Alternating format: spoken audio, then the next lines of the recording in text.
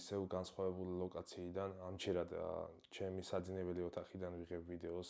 ეხლა ღამე არის, სადღაც 11 საათი არის დაახლოებით. ამ ვიდეოს წერი იმის გამო, რომ ცალკე მინდოდა ვიდეო მიმეწყნა ჩემს მიზნებზე, რასაც უწოდებდი საკუთარი თავის გამოცდას. რაში მდგომარეობს საკუთარი თავის გამოცდა? ვაპირებ 352 კილომეტრის ძუნძულით გავლას. სადღაც თბილისიდან ზუგდიდამდე გამოდის ეს მანძილი. მხოლოდ ეს გამოწვევა არ იქნება რა, რომ ვთქვათ, რომ ეს რაღაც მაყურებლების მოსაზიდა და რაღაც ეგეთი არა. ამას ვაკეთებ პირველ რიგში საკუთარი თავისთვის. მაინტერესებს თუ რამდენი სატანა შემიძლია. ანუ მაინტერესებს ჩემი გამძლეობა თუ როგორი გამძლეობა მაქვს. სტრესის მიმართ, დაღლილობის მიმართ, მარტოობის მიმართ და რა ვიცი, მარტოობა იმიტომ ვთქვი, რომ ვაპირებ ამ გამოწვევის მიღებას.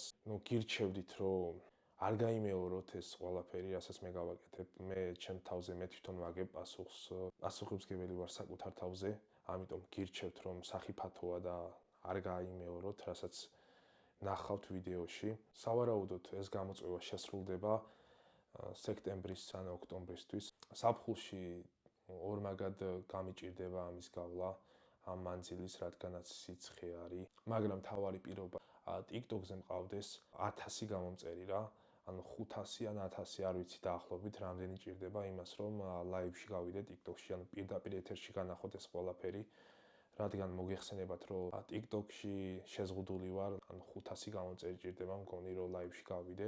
ამიტომ ვეცდები, რომ მოვახერხო 500 გამომწერამდე ავიდეთ, თქვენს დამეხმარებით იმედია, ლაივ ეთერში განახოთ ეს ყველაფერი, რომ რაღაც კითხვის ნიშნები არ გაჩნდეს. შესაძლებლობა გექნებათ კითხვები დამისვათ პირდაპირ ეთერში. ინახოთ მარშრუტი, თუ რა დროს სად გადავაადგილდები.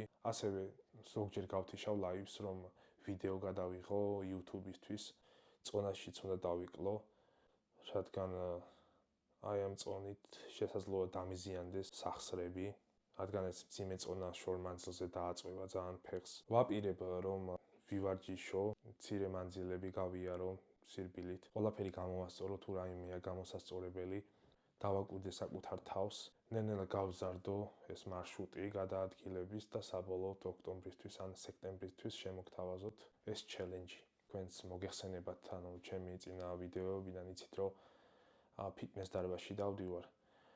ჩემთვის მნიშვნელოვანია, რა თქმა უნდა, მასა, ანუ კუნთოვანი მასა, მაგრამ ამ ყველაფერს ვიზუალური მხარისთვის არ ვაკეთებ რა, ანუ ვიზუალური ესთეტიკისთვის არ ვაკეთებ, რომ მასა მქონდეს და დიდი კუნთები და 1 კილომეტრიც ვერ გავირბინო. მნიშვნელოვანია საკუთარი სხეულის ფლობა. მგონი მოკლედ ვისაუბრე ეს ყველაფერი, უბრალოდ ძალიან მეძინება ახლა. დაგიბრუნდებით ახალი ვიდეოთი. ეს ვიდეო ამით ამოიწურა. შემდეგ ვიდეოს შემოგთავაზებთ დარბაზიდან. დროებით.